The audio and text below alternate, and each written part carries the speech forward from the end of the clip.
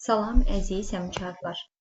Kurikulum 2026 Test Bank 2-ci bölmənin izahına baxırıq.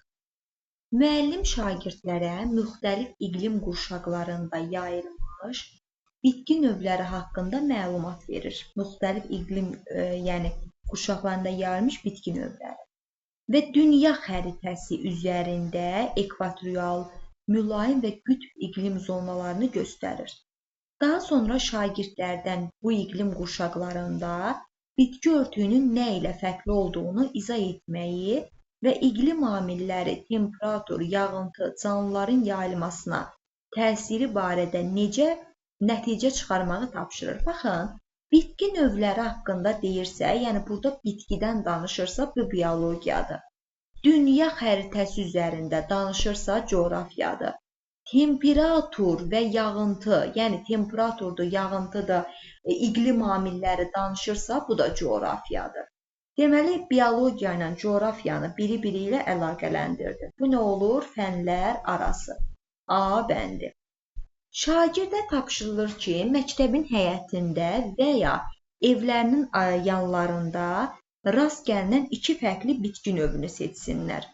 Onlar bu bitkilərin böyüdüyü mühit şəraitini, işıq, rütubət, torpaq xüsusiyyətlərini müşahidə etsin. Bitkilərin yarpaq quruluşu və xarici görünüşündəki fərqləri qeyd etsin. Bu fərqlərin mühit ilə necə əlaqəli ola biləcəyini izah etsinlər. Baxın, burada, məsələn, biz məktəbin yanında, ətrafında bitkidən danışırıq. İşıq, rütubət, torpaq, bu da abiotik amillərdir. Məsələn, ekologiya, yəni burada var. Biz fəndaxili inteqrasiyada bu, hər hansı bir fənlə əlaqələndirmədim ki, elə biologiyada iki fərqli bitki növü haqqında danışıram, rütubətdir, işıqdır, torpaq xüsusiyyətlərdir, onlar haqqında məlumat verirəm, abiotik amillər. Biz də bilirik ki, məsələn, bitkidir, ekologiyadır, bunlar artıq 7-ci sinifdə keçirilir. Bir sinifdən kənara çıxmır. Deməli, fəndaxili üfüqi inteqrasiya. D bəndi. Şagirdlərdən müxtəlif canlılarda, balıq, quş, məməli, fərqli təbii zonalarda tənəffüsün necə baş verdiyini müqayisə etmələri tələb olunur. Onlar bu canlıların yaşadığı mühit xüsusiyyətlərini nəzərə alaraq tənəffüs orqanlarındakı fərqlərin hansı funksional üstünlüklər yaratdığını müəyyənləşdirməli və uyğunlaşdırmalı, canlıların yaşamasına necə xidmətini əsaslandırmalıdır. Baxın, burada artıq onların, bu canlıların yaşadığı mühit, yəni yaşadığı mühit onun coğrafiyasıdır. Bu olur coğrafiya. Amma balıqdan, quşdan, məməlidən danışır, tənəffüs sistemində danışır. Yəni burada özü ilə əlaqələndirir. Bu olur fəndaxili, çünki fəndaxili əlaqələndirmədə var. Fərqli təbii zonalarda tənəffüsün necə baş verdiyini müqayisə etmələri. Məsələn, balıqdır, quşdur, məməlidir. Fərqli zonalarda necə tənəffüs baş verir? Biri-biri ilə əlaqələndirdi. Bu oldu fəndaxili. Təbii zonalar, üstəgəl yaşadığı mühit, həm də coğrafiya var. O da olur fənlər arası. Fənlər arası və fəndaxili. 3 də olur A bəndi. Daha sonra son günlər məktəbin bir neçə şagirdi dərsdə tez yorulduqlarını, idman dərsində nəfəs darlığı yaşadıqlarını və diqqəti dərsə cəlb etməkdə çətinlik çəkdiklərini deyirlər. Şagird bu məsələni həll etmək üçün sağlam həyat tərzi və fiziki aktivliklə bağlı araşdırmalar aparır, riskli halları müəyyən edir, sağlam həyat tərzi ilə bağlı rejim hazırlayır. Baxın, şagird deyir ki, məsələn, mən dərsdə tez yoruluram, idman dərsində nəfəs darlığı yaşayıram, nə etməliyəm? Bu məsələni həll etmək üçün görürsünüz, dərsdən əlavə sağlam həyat tərzi həyatla əlaqələndirdi.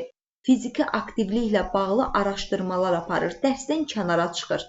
Dərsdən kənara çıxma, dərsdən kənara çıxıb araşdırmalar aparma, yəni məntiqlə, riskli halları müəyyən etmə, rejim hazırlama, bu nədir? Ən üstün səviyyə fən üstü. B bəndi. Fizika. Şagirdlər laboratoriya işi zamanı elektrik cəryanının metal, maye, qaz mühitlərində necə yarandığını müşahidə etmələri, buna əsaslanaraq cəryanın hansı mühitdə daha asan hansı şəraitdə daha çətin keçdiyini ümumiləşdirib nəticə çıxarmaları tələb olunur. Burada nə edir ki, metaldır, mayedir, qazdır, necə yarandığını müşahidə edir, cəryan haqqında məsələn çətin keçdiyini ümumiləşdirir, fəndən kənara çıxmır. Bu olur fəndaxili üfüqi inteqrasiya. Məsafə və zaman göstəricilərinə əsaslanaraq sürəti hesablayın və nəticəyə görə cismin hərəkətini, xarakterini müəyyənləşdirin. Baxın, məsafə və zaman göstəricilərinə əsasən sürəti hesablayın. Hesablama varsa, bir riyazi əməllər var, riyaziyyat. Cisimlərin hərəkət xarakterini müşahidə edin. Hərəkət, gördünüz, hesablayır riyaziyyatdır. Məsələn, hərəkət xarakterini müəyyənləşdirir, necə hərəkət edir. Yəni, burada artıq fənlə əlaqələnmə oldu. Hesablarda riyaziyyatdır, düsturu bilir, düsturu riyaziyyat bildiyi riyazi hesablamalarından hesablayır. Fizika ilə riyaziyyat nədir? Fənlər arası inteqrasiya. Verilmiş nüvə bölünməsi və sintez reaksiyası zamanı ayrılan enerjini hesablayın. Yenə hesablama varsa nədir? Fənlər arası riyaziyyat. Reaksiyada kütlə defektinin necə yarandığını izah edin. Həmçinin başlanğıc və son məhsulları maddələrin çevrilməsi baxımından müqayisə edərək bu çevrildə enerji ayrılması ilə əlaqəsini açıqlayın. Hesablama və müqayisə varsa riyaziyyat, bu da fizika ilə riyaziyyatı əlaqələndirdi. Oldu fənlər arası. Məktəblərdə bəzi yerlərdə su kranların tam bağlanmaması və sızma nəticəsində gündəlik olaraq böyük miqdarda su itkisinin baş verdiyi müşahidə olunur. Bu həm su israfına, həm də əlavə xərclərə səbəb olur. Problemi aradan qaldırılması üçün araşdırma aparılması, texnoloji həll yolunun hazırlanması bu ən üstün səviyyədir də, həmkarlar. Baxın, hər hansı bir problem yaranıbsa, o problemin həllində iştirak edirəmsə, həll yolları hazırlayıramsa, düşünürəmsə, məntiqi təfəkkürüm işə düşürsə, bunlar hamısı fənüstü inteqrasiyaya aiddir. C bəndi. İndi informatikaya baxırıq. Heç sevmədiyim fənd informatika. Deməli, şagirdlər regiona aid coğrafi məlumatlar ilə coğrafiya GIS proqramında xəritə üzərində yerləşdirir. Məlumat qatlarını təhlil edir. Nəticələri verilənlər emalı və vizuallaşdırılması baxımından qısa şəkildə izah edir. İnformatikanı coğrafiya ilə əlaqələndirdi. Fənlər arası. Şagird məktəbdə bir ay ərzində keçirilən tədbirlərin adlarını tarixi siyahı şəkildə qeyd edirlər. Bu siyahını qruplaşdıraraq, məsələn, tarixə və tədbirin növünə görə sistemli informasiya halına salır. Daha sonra həmin informasiyadan istifadə etməklə müəyyən tarixdə keçirilən tədbiri tab əməliyyatını izah edən sadə alqoritm tətbiq edir. Sistemli informasiyanı tab əməliyyatı ilə tab əməliyyatında alqoritm ilə inteqrasiya etdi. Bu elə fəndaxilidir. Fəndaxili üfüqi. Öz içərisində bir neçə məlumatı inteqrasiya edir fəndaxili. Şagird əvvəlcə dəyişənlərdən və şərt deyimlərindən istifadə edərək sadə parol yoxlama alqoritmi qurur. Daha sonra proqramda sətir tipli verilən və məntiqi ifadələrdən istifadə etməklə parolun uzunluğunu, böyük və kiçik hərflərin, rəqəmlərin və xüsusi simvoliklərin mövcudluğunu yoxlayan daha təmkinli proqram hazırlayır. Baxın, sadə parol yoxlama alqoritmi qurur. Ümumiyyətcə, sadə parol nədir? Məsələn, sadə parolun uzunluğu nədir? Böyük və kiçik hərflər nədir? Bunu aşağı sinifdə keçir. Və yuxarı sinifdə bu parol yoxlama alqoritmi qurubsa, əlavə olaraq simvollardan mövcud fikirləri hazırlayan təkmil proqram hazırlayırsa, yuxarı və aşağı sinifi biri-biri ilə əlaqələndirdi. Elə informatika üzrə. Bu olur fəndaxili şaquli. Yəni, sadə versiyasını biz aşağı siniflərdə keçirik, mürəkkəb versiyasını yuxarı siniflərdə. Əgər ikisini əlaqələndiririksə, fəndaxili şaqulidir. Şagirdlərə köhnə elektron cihazların düzgün məhv edilməsinin əhəmiyyəti haqqında məqalə təqdim olunur. Mövzu üzrə araşdırma, yeni araşdırmalar varsa, daha sonra telefon, planşet, kompüter kimi elektron toplantıların təhlükəsiz və düzgün zərərsizləşdirməsi ilə bağlı layihələr hazırlayırsa, bax, problemli bir situasiyada araşdırma edirsə, layihə hazırlayırsa, bunun ən üstün inteqrasiya, fən üstü inteqrasiyaya aiddir, D bəndi. Riyaziyyatda. Deməli, müəllim şagirdlərə bərabər üslü hərəkət edən cismin müəyyən zaman intervalında qət etdiyi məsafəni göstərən cədvəl təqdim edir və onlardan bu məlumata əsasən sürəti hesablamağı, sürət düsturunu bilməlidir ki, hesablasın. Sürəti bilmək fizikadır. Məsələ, məsafə zaman qrafiki qurmağı, qrafikə əsasən cismin hərəkətinin xarakterini izah etməyə tapşırır. Riyaziyyatla fizikanı əlaqələndirdi, olur fənlər arası. Müəllim şagirdlərə 2 metr uzunluğunda olan taxta parçanın hər biri 25 sm olan bərabər hissələrə bölünəcəyini bildirir. Şagirdlərdən əvvəlcə taxtanın uzunluğunu santimetrə çevirməyi, daha sonra necə hissəyə bölünəcəyini hesablamağı tapşırır. Görürsünüz, kənara çıxmadı, ancaq riyaziyyatda hər hansı bir hesablamadır. Bu olur fəndaxili, üfüqi inteqrasiya. Bəndi. Sinifdə çıxmadı, yəni sadə bir tapşırığı həll edir. Sadə ilə mürəkkəbə əlaqələndirmədir. Müəllim şagirdlərə dəyişənli ifadələr və bu ifadələrin ədədi qiymətlərinin tapılması ilə bağlı biliklərə əsaslanaraq dəyişənlər arasında asılılığı ifadə edən xətti model qurmağı və həmin modeldən istifadə edərək verilmiş situasiyaya uyğun nəticə çıxarmağı tapşırır. Baxın, dəyişənli ifadələr, ifadədə ədədi qiymətləndirmələr, bunlar ümumilikcə dəyişən başqadır, ifadələr başqadır.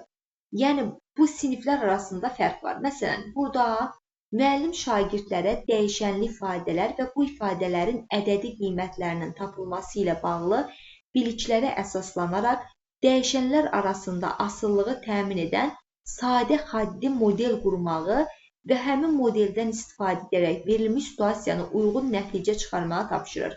Biz aşağı sinifdə dəyişən ifadələri keçirik, bu olur sadə.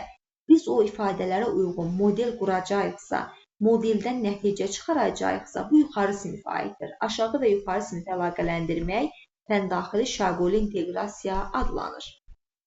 Riyaziyyat müəllimləri məzmun xəttini doğrudan əlaqələndirib tapa bilər. Şagird dərslərin geriləmə müşahidə edir. Geriləmə varsa, müşahidə edirsə, özü üçün plan qurursa, bu fən üstü olacaq. Bunun səbəbini araşdırdıqda gündəlik telefondan düzənsiz istifadə etdiyini müəyyənləşdirir. Bu problemi həll etmək üçün gündəlik plan qurur. Gün ərzində dərsə və istirahətə ayırdığı vaxtı, həmçinin ekran qarşısında keçirdiyi vaxtı qeyd edir. Bu məlumatları həftəlik analiz edərək orta vaxtı hesablayır, düzgün qrafik hazırlayır. Problemli bir situasiya varsa, problemi bilirsə, nəticə çıxarırsa, ortadan qaldırmağa çalışırsa, bu fənüstü inteqrasiyaya aiddir. Müəllim tarix dərsində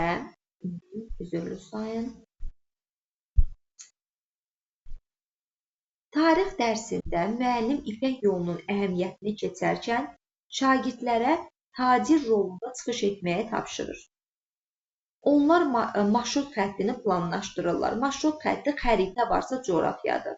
Səfər zamanı qarşılaşa biləcəkləri çətinlikləri yazılı şəkildə izah edir və bu yolun şəhərlərin inkişafına təsirini müzakirə edir. Tarixlə coğrafiyanı əlaqələndirdi, oldu fənlər arası inteqrasiya.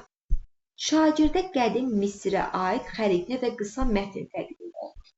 Onlar xəritəyə əsaslanaraq qədim Misirin yerləşdiyi ərazini, Nil çayının bu ərazidə dövlətin formalaşmasına necə təsirini izah edir.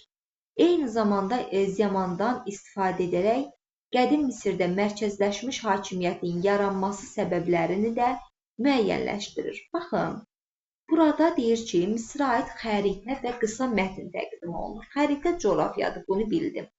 Amma əlavə olaraq Misirdə Nil çayının dövlət formalaşmasına təsirini izah edir. Qədim Misirdə mərkəzləşmiş hakimiyyətin yaranma səbəblərini müəyyənləşdirir. Tarixdə eyni mövzuları əlaqələndirdi. Bu olur fəndaxili üfüqi və coğrafiyanın da əlaqələnmə var deyə həm də fənlər arası. Bu deyir C bəndi. Şagird Azərbaycan tarixində mühüm rol oynamış bir erkən dövr və digər isə 19-cu əsrin birinci yarısına aid olan iki tarixi şəxsiyyəti seçib, onların fəaliyyətindəki məqsədləri, həmin dövrün şərtlərini nəzərə alaraq onların daxili siyasətlə bağlı qərarlarını əsaslandırmağı tapşırır. Belə fəndaxili inteqrasiyada tarixi iki şəxsiyyət haqqında qərar qəbul edirlər. Yaşadığı şəhərdə bir qədim qala və onun ətrafında tarixi ərazi turizm inkişafına məqsədi ilə bərpa olunacaq. Şagird həm ərazinin tarixi önəmini, həm də mədəni irsin qorunma yollarını, həm də davamlı turizmi əks etdirən plan hazırlayır. Plan hazırlama varsa, fən üstü inteqrasiyadır. Əlavə olaraq, məsələn, yaşadığı şəhərdə bir qədim qala və tarixi abidələr. Qədim qaladır, tarixi ərazidir, eyni fənlə əlaqələndirdi, həm də olur fəndaxil inteqrasiya. Üstəgəl, turizmi əks etdirən plan hazırlamaq, layihə hazırlamaq da müxtəlif fənlərdən istifadə edəcək. Çünki ərazinin önəmi də deyir, coğrafiya, mədəni irsi qorunma yolları deyir. Yəni, hər üç inteqrasiyanın üçünə də burada rast gəlirəm. Kimya 1. Şagirdlərə müəyyən maddələrin qızdırılması zamanı baş verən hal dəyişməsi ilə bağlı məlumat verilir. Onlardan temperatur artdıqca maddənin hissəciklərin hərəkətinin necə dəyişdiyini izah etmələri, bu prosesdə maddənin daxili quruluşunda baş verən dəyişiklikləri təsvir etmələri, istilik miqdarının maddənin hal dəyişməsinə təsirini əsaslandırmalıdır. Ümumilikcə məlumat verirsə, izah etməyini tapşırırsa, daxili quruluşunda təsvir etmələrini istəyirsə, təsvir bir şəkildir.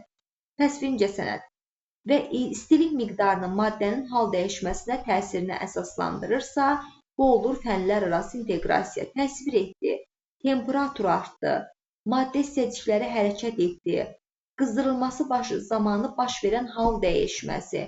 Bunlarda həm də fizika ilə də əlaqələnmə var. Şagird müəyyən qatılıqlı duz məhlulunu verilir.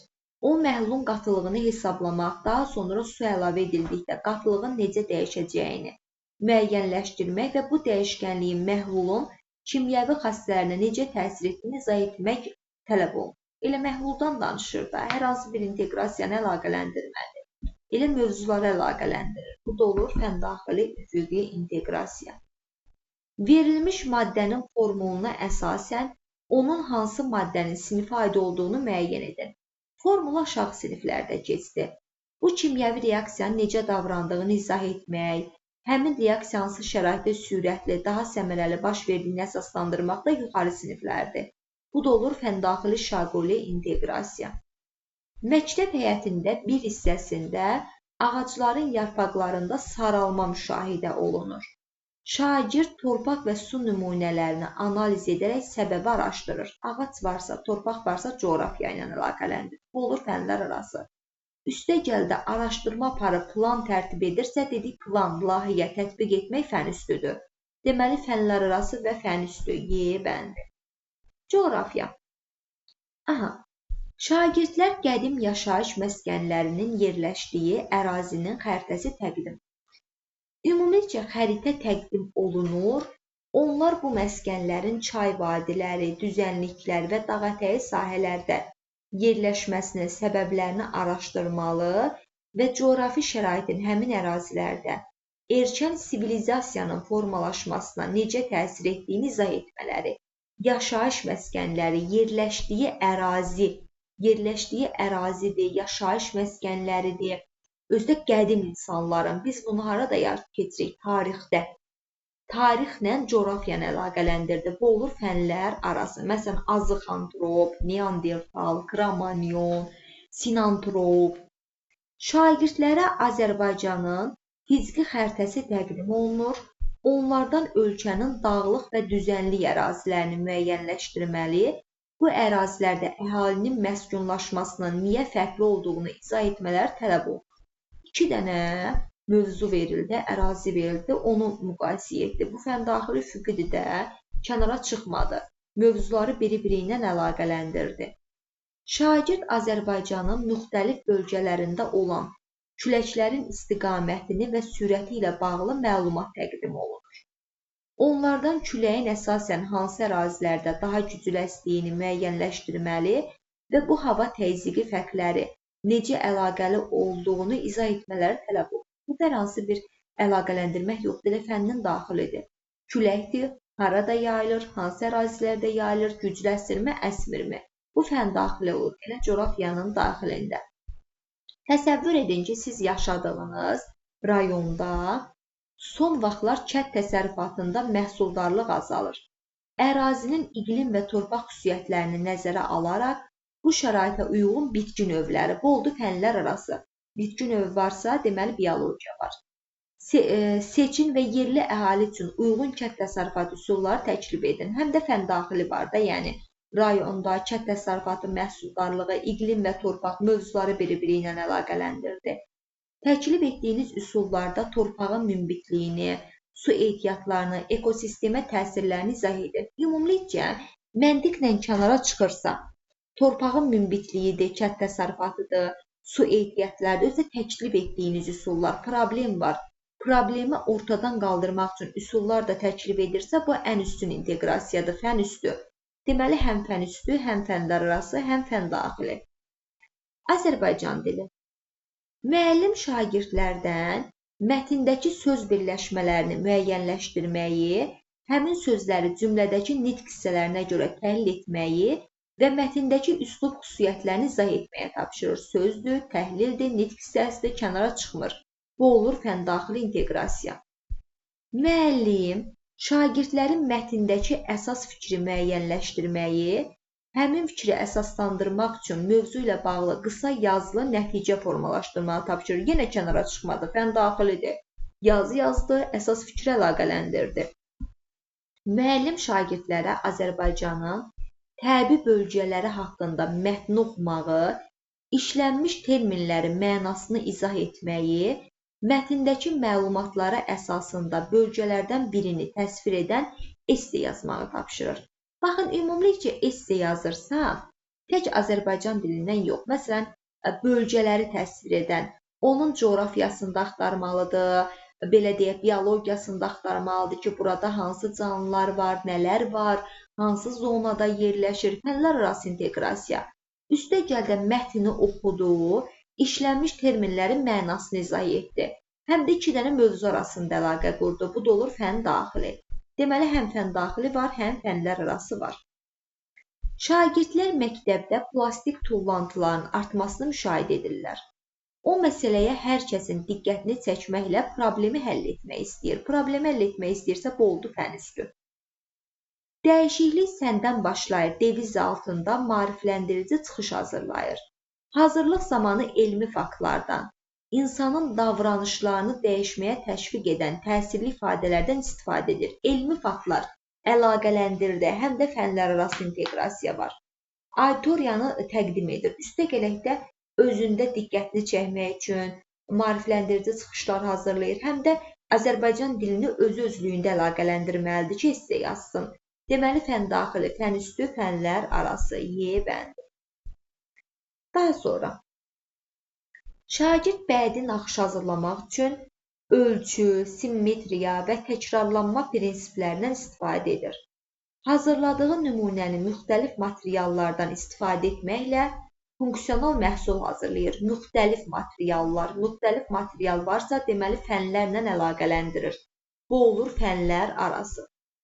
Şagird məktəbdə tullantıların düzgün çeşidlənməsi problemini müşahidə edir və bu problemin həlli üçün təşəbbüs göstərir. O tullantıların düzgün çeşidlənməsi mövzusunda maarifləndirici afiş hazırlayır. Afişdə rəsmlər, simvollar, rənglər və qısa mətnlər vasitəsilə tullantıların hansı qutulara atılmalı olduğu izah olunur. Hazırlanan afişa məktəbin girişinə asılır. Şagirdlərdən ekoloji davranış, biologiya təsir göstərməyinə dəfləyir. Burada deməli oldu biologiya ilə əlaqələndirmə. Fənlər arası. Üstəgəl də həm də ki, əgər hər hansı bir problem varsa, ona uyğun afiş hazırlayırsa, problemi ortadan qaldırırsa, həm də fən üstü inteqrasiya var, ən üstün. Bu da eləyir D bəndi. Şagird müxtəlif həyat tərzlərini təsvir edən real bir səhnə seçməyə tapşırılır. O seçdiyi hissi ifadə etmək üçün yağlı boyadan istifadə etməklə təsviri sənədin müəyyən bir janrında rəsm çəkir. Sonra isə hazırladığı rəsmin hansı emosional təsir yaratdığını, istifadə etdiyi bu vasitələrin bu duyğunu necə ifadə etdiyini obrazlı şəkildə əsaslandırır. Ümumilikcə, duyğu varsa, emosional təsir varsa, insanın emosional vəziyyəti bu biologiyada öyrənilir. Deməli, fənlər arası və təsviri bir səhnə seçməyə tapşırır. Orada obrazla əlaqələndirirsə, həm də özü ilə əlaqələndirir, fən daxili. Deməli, oldu B bəndi. Musiqidən sual 1. Üzeyir Hacıbəyli və Beethovenin bədii üslubunu, emosional ifadə tərzini müqayisə edir. İkisi də musiqiyə aiddir, müqayisə edirsən, fəndən kənara çıxmırsan. Bu olur fən daxili, B bəndi.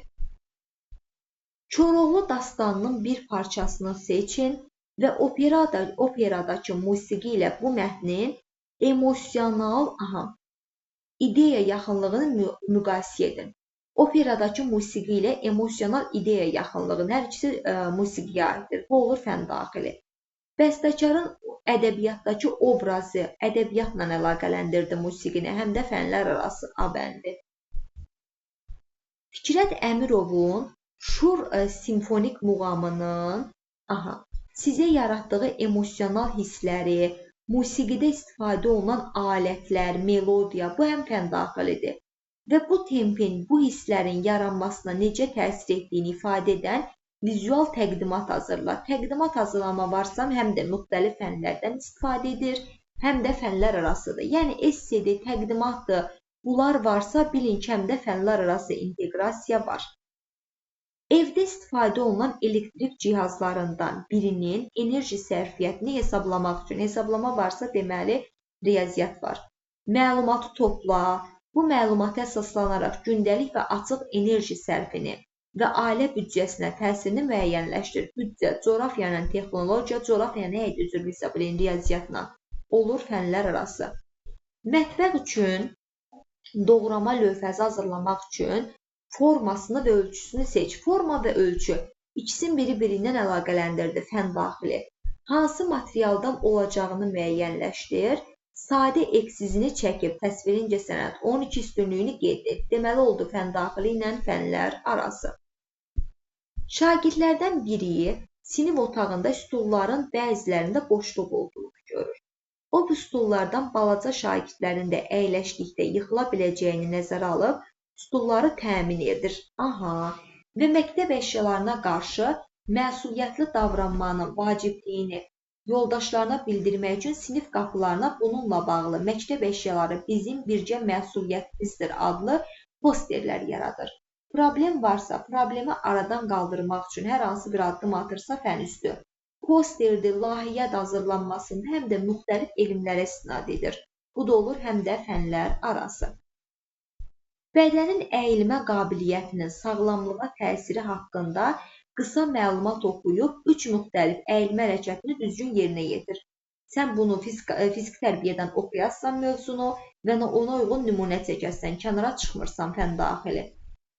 100 metrlik məsafəni 200 saniyə qaçdığını nəzərə alaraq sürəti hesabla. Hesablama varsa riyaziyyat var. Və eyni sürətlə 150 metrə qədər nə qədər lazım olduğunu müəyyən edir. Tənəffüs texnikası varsa, nəfəs almaq varsa, həm də biologiya var. Biologiya ilə həm fiziki tərbiyəni əlaqələndirdi, həm də öz içliyində 100 metr, 20 saniyə, 150 metr qaçmanı. Bu da olur həm fən daxili, həm də fənlər arası. Son vaxtlar sinif yoldaşlarının dərs zamanı tez yorulduğunu, hərəkətsiz qaldıqlarını və çoxunun qamətində əyilmə müşahidə etdiyini görən şagird sağlam həftə adlı layihə təşkil edir. Layihə varsa, ən üstün, fən üstə gələk müxtəlif elmlərə istinad edir deyə fənlər arası inteqrasiya. Sinif yoldaşlarının fiziki vəziyyətinin yaxşılaşdırılması üçün uyğun hərəkət seçərək bir məşq planı hazırlayır. Fiziki vəziyyətə uyğun məşq seçir. Həm də fənni özü ilə əlaqələndirir, fən daxili. Onların qidalanma vərdişlərinə, xüsusilə əzəllərin bərpasını, enerjinin təminini dəstəkləyən zülal, karbohidrat, həm də biologiya var. Biologiya varsa, həm də fənlər arası. Və yadınızda saxlayın, problem var, o problemi aradan qaldırmaq üçün poster, layihə hazırlayırsa, həm də fən üstü inteqrasiya var. Deməli, fənn daxili, fənlər arası, fənn üstü. Testimiz bu qədər.